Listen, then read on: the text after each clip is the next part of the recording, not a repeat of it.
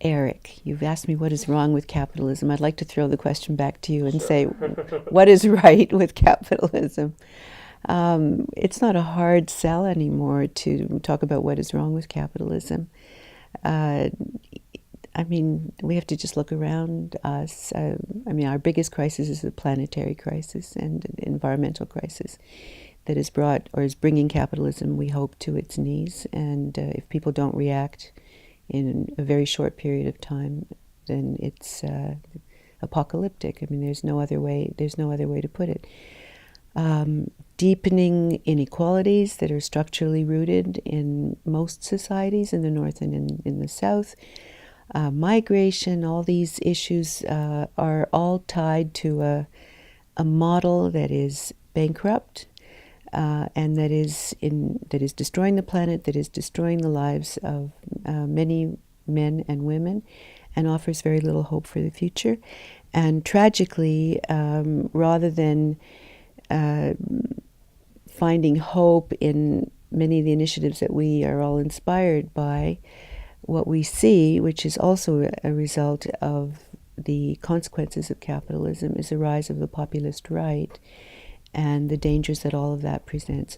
So I think if you put all this together, you've got a systemic crisis. And I think what will make people wake up really is the rise of the populist right, which is ugly and frightening.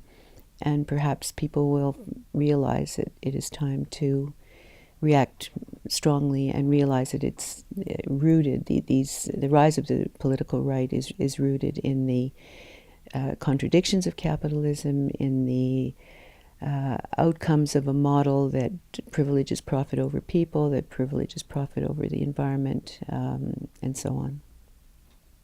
So what would to get out of the capitalist system? So how could individuals think about this, or how could we think about this more in a systemic fashion Yeah. also? I think the first thing we have to do is get people to think systemically. We we have a lot of really interesting and inspiring micro initiatives all around the world, and we document them as academics. We document them as journalists, filmmakers, and they are inspiring. But they're fragmented, and they, for the time being, have not been woven together into some kind of a tapestry which would allow us to see that these are the underpinnings of systemic change.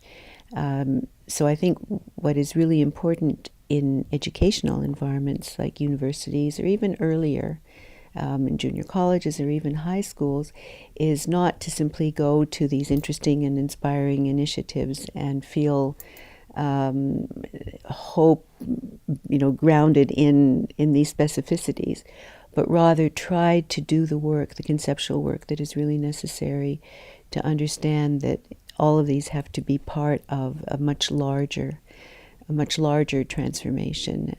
Otherwise, they remain marginal, however inspiring and however interesting they are, and however important they are to the lives of the people who are engaged in these initiatives. And I mean, I'm part of this as well, and I do I do derive inspiration, but one can't shut one's eyes and uh, ignore the larger context in which all of these initiatives are arising. So how do you mobilize very disparate initiatives? That's a challenge because they're occurring in different sectors, they're occurring in different communities, they're occurring in very, very different settings. How do you create dialogue among people who are separated geographically or sectorally?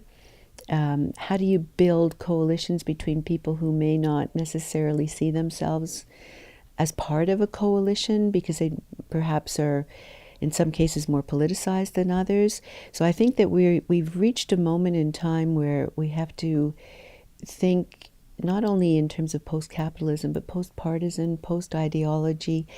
We've got major, major crises that have to be dealt with, and I think it's a privilege to only think in partisan terms or only in political terms. Those are very important, but I think if we see this as a moment where we have to really work much more collectively across across boundaries, and